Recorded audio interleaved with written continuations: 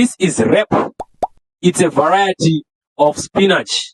It is found mostly in Zimbabwe and some parts of Africa.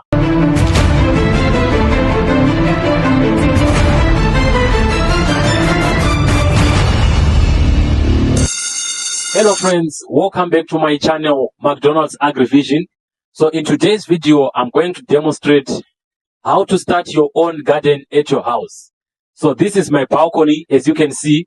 So in this video, I'm going to be showing you how to grow vegetables at your balcony. So this is rep.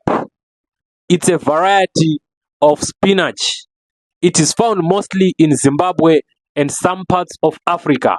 So let's see how it is done and how you can start it at your own balcony. Stay tuned.